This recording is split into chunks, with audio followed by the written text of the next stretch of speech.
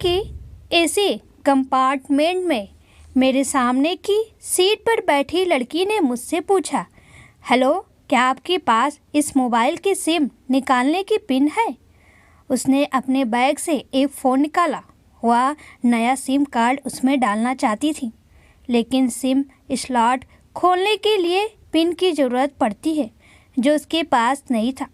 मैंने हाँ में गर्दन हिलाई और अपने क्रॉस बैग से पिन निकालकर लड़की को दे दी।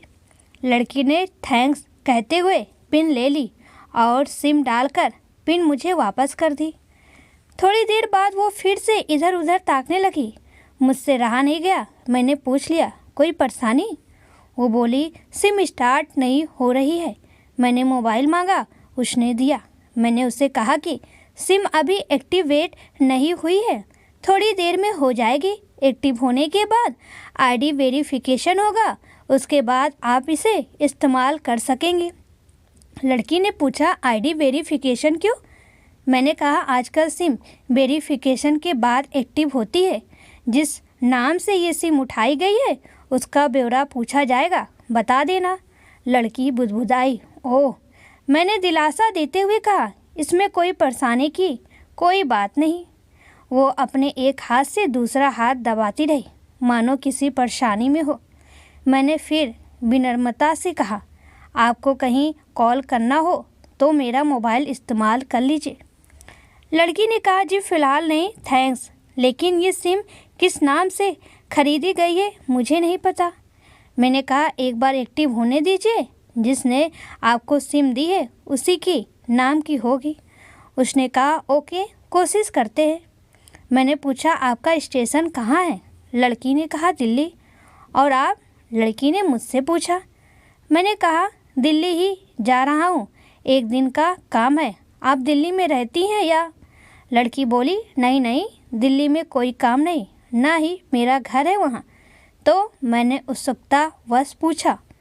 वो बोली, दरअसल ये दूसरी ट्रेन है जिसमें आज मैं हूँ और दिल्ली से तीसरी गाड़ी पकड़नी है, फिर हमेशा के लिए आज़ाद। आज़ाद? लेकिन किस तरह की कैद से?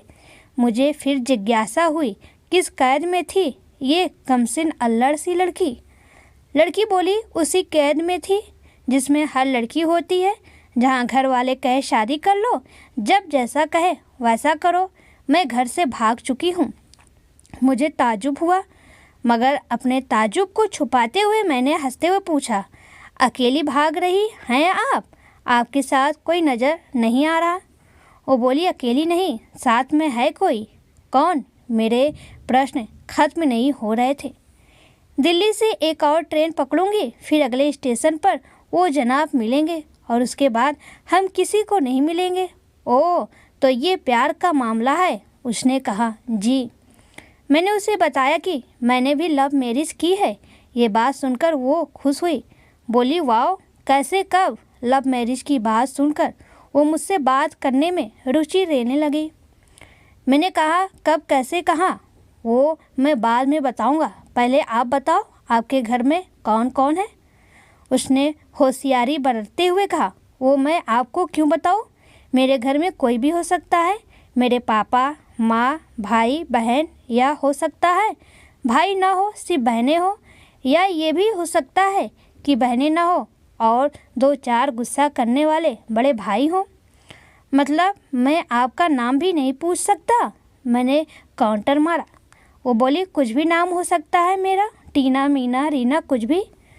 बहुत बतूनी लड़की थी वो। थोड़ी इधर उधर की बातें करने के बाद उसने मुझे टॉफ़ी दी, जैसे छोटे बच्चे देते हैं क्लास में। बोली, आज मेरा बर्थडे है। मैंने उसकी हथेली से टॉफ़ी उठाते बधाई दी और पूछा, कितने साल की हुई हो? वो बोली, 18।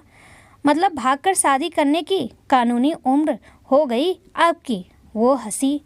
कुछ ही देर में काफ़ी फ्रैंक हो चुके थे हम दोनों, जैसे बहुत पहले से जानते हो एक दूसरे को। मैंने उसे बताया कि मेरी उम्र 35 साल है, यानी 17 साल बड़ा हूँ। उसने चुटकी लेते हुए कहा, लग तो नहीं रहे हो। मैं मुस्कुरा दिया। मैंने उससे पूछा, तुम घर से भागकर आई हो, तुम्हारे चेहरे पर चिंता के निशान जरा भी नहीं है। इतनी बेफिक्री मैंने पहली बार देखी। खुद की तारीफ सुनकर वो खुश हुई। बोली, मुझे उन जनाब ने, मेरे लवर ने पहले से ही समझा दिया था कि जब घर से निकलो तो बिल्कुल बिंदास रहना, घर वालों के बारे में बिल्कुल मत सोचना, बिल्कुल अपना मूड ख़राब मत करना, सिर्फ मेरे और हम दोनों के बारे में सोचना। और मैं वही कर रही हूँ। मैंने फिर चुटकी ली। कहा, उसने तुम्हें मुझ जैसे अन मुसाफिरों से दूर रहने की सलाह नहीं दी? उसने हंसकर जवाब दिया, नहीं, शायद वो भूल गया होगा ये बताना। मैंने उसके प्रेमी की तारीफ करते हुए कहा, वैसे तुम्हारा बॉयफ्रेंड काफ़ी टैलेंटेड है। उसने किस तरह से तुम्हें अकेले घर से रवाना किया, नई सिम और मोबाइल दिया, 3 ट्रेन बदलवाई ताकि कोई ट्रैक ना कर सके। Very talented person. लड़की ने हामी भरी। बोली, बहुत टैलेंटेड है वो, उसके जैसा कोई नहीं। मैंने उसे बताया कि मेरी शादी को 10 साल हुए हैं, एक बेटी है 8 साल की और एक बेटा 1 साल का। ये देखो उनकी तस्वीर। मेरे फ़ोन पर बच्चों की तस्वीर देखकर उसके मुंह से निकल गया, सो क्यूट। मैंने उसे बताया कि ये जब पैदा हुई तब मैं कुवैत में था, एक पेट्रो कंपनी में बहुत अच्छी जॉब थी मेरी, बहुत अच्छी सैलरी थी। फिर कुछ महीनों बाद मैंने वो जॉब छोड़ दी और अपने ही कस्बे में काम करने लगा। लड़की ने पूछा, जॉब क्यों छोड़ी?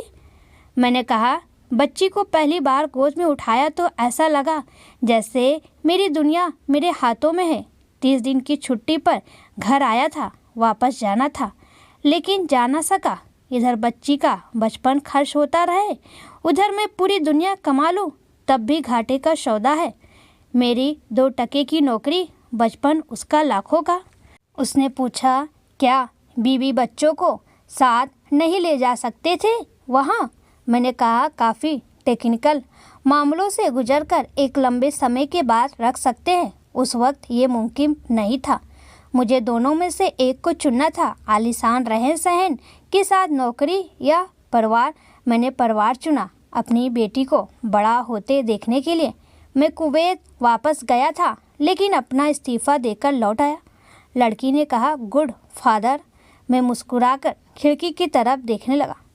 लड़की ने पूछा, अच्छा आपने तो लव मैरिज की थी ना, फिर आप भागकर कहाँ गए? कैसे रहे और कैसे गुजरा वो वक्त? उसके हर सवाल, हर बात में मुझे महसूस हो रहा था कि ये लड़की लड़कपन के शिखर पर है, बिल्कुल नासमझ और मासूम छोटी बहन सी।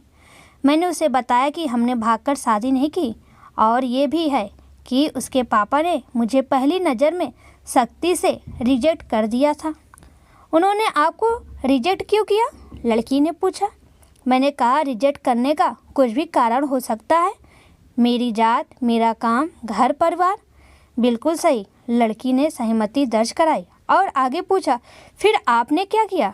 मैंने कहा, मैंने कुछ नहीं किया, उसके पिता ने रिजेक्ट कर दिया। वहीं से मैंने अपने बारे में अलग से सोचना शुरू कर दिया था। खुशबू ने मुझे कहा कि भाग चलते हैं। मेरी वाइफ का नाम खुशबू है। मैंने 2 टुक मना कर दिया। वो 2 दिन तक लगातार जोर देती रही कि भाग चलते हैं। मैं मना करता रहा। मैंने उसे समझाया कि भागने वाले जोड़े में लड़की की इज्जत पर कोई खास फर्क नहीं पड़ता, जबकि लड़की की पूरे कुल की इज्जत धुल जाती है। भगाने वाला लड़का उसके दोस्तों में हीरो माना जाता है, लेकिन इसके विपरीत जो लड़की प्रेमी संग भाग रही है वो उल्टा कहलाती है। मोहल्ले के लड़के उसे चालू कहते हैं। बुराइयों के तमाम शब्दकोश लड़की के लिए इस्तेमाल किए जाते हैं। भागने वाली लड़की आगे चलकर 60 साल की वृद्धा भी हो जाएगी, तब भी जवानी में किए उस कांड का कलंक उसके माथे पर से नहीं मिटता। मैं मानता हूँ कि लड़का लड़की को तौलने का ये दोहरा मापदंड गलत है, लेकिन हमारे समाज में है तो ये नज़रिया गलत है, मगर सामाजिक नज़रिया यही है। वो अपने नीचे का ओठ दांतों तले पीसने लगी। उसने पानी की बोतल का ढक्कन खोलकर एक घूंट पिया। मैंने कहा, अगर मैं उस दिन उसे भगा ले जाता तो उसकी माँ तो शायद कई दिनों तक पानी भी ना पीती, इसलिए मेरी हिम्मत ना हुई कि ऐसा काम करूं। मैं जिससे प्रेम करूं उसके माँ बाप मेरे माँ बाप के समान ही है, चाहे शादी ना हो तो ना हो।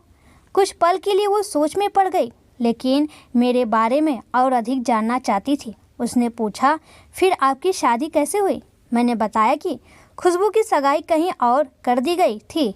धीरे धीरे सब कुछ नॉर्मल होने लगा था। खुशबू और उसके मंगेतर की बातें भी होने लगी थी फ़ोन पर, लेकिन जैसे जैसे शादी नज़दीक आने लगी उन लोगों की डिमांड बढ़ने लगी। डिमांड मतलब? लड़की ने पूछा। डिमांड का एक ही मतलब होता है, दहेज की डिमांड। परिवार में सबको सोने से बने तोहफे दो, दूल्हे को लग्जरी कार चाहिए, सास और ननद को नेकलेस दो, वगैरह वगैरह। बोले हमारे यहाँ रीत है। लड़का भी इस रीत की अदायगी का पक्षधर था। वो सगाई मैंने तुड़वा डाली, इसलिए नहीं कि सिर्फ मेरी शादी उससे हो जाए, बल्कि ऐसे लालची लोगों में खुशबू कभी खुश नहीं रह सकती थी, न उसका परिवार। फिर किसी तरह घर वालों को समझा बुझाकर मैं फ्रंट पर आ गया और हमारी शादी हो गई। ये सब किस्मत की बात थी। लड़की बोली, चलो अच्छा हुआ आप मिल गए, वरना वो गलत लोगों में फंस जाती। मैंने कहा, ज़रूरी नहीं कि माता पिता का फैसला हमेशा सही हो, और ये भी ज़रूरी नहीं कि प्रेमी जोड़े की पसंद सही हो। दोनों में से कोई भी गलत या सही हो सकता है। काम की बात यहाँ ये है कि कौन ज़्यादा वफादार है। लड़की ने फिर से पानी का घूंट लिया और मैंने भी। लड़की ने तर्क दिया कि हमारा फैसला गलत हो जाए तो कोई बात नहीं, उन्हें गालीन नहीं होनी चाहिए। मैंने कहा, फैसला ऐसा हो जो दोनों का हो, बच्चों और माता पिता दोनों की सहमति, वो सबसे सही है। बुरा मत मानना, मैं कहना चाहूँगा कि तुम्हारा फैसला तुम दोनों का है, जिससे तुम्हारे पेरेंट्स शामिल नहीं हैं। ना ही तुम्हें इसका असली मतलब पता है अभी। उसने पूछा, क्या है इसका सही अर्थ? मैंने कहा, तुम इश्क में हो, तुम अपना सब कुछ छोड़कर चली आई। ये सच्चा इश्क है। तुमने दिमाग पर जोर नहीं दिया, ये इश्क है। फ़ायदा नुकसान नहीं सोचा, ये इश्क है। तुम्हारा दिमाग दुनियादारी के फितूर से बिल्कुल खाली था। उस खाली जगह में इसका फितूर भर दिया गया। जिन जनाब ने इसको भरा, क्या वो इश्क में नहीं है? यानी तुम जिसके साथ जा रही हो वो इश्क में नहीं, बल्कि होशियारी हीरोगिरी में है। जो इश्क में होता है वो इतनी प्लानिंग नहीं कर पाता है, 3 ट्रेनें नहीं बदलवा पाता है, उसका दिमाग इतना काम ही नहीं कर पाता। कोई कहे मैं आशिक हूँ और वो शातिर भी हो, ये नामुमकिन है।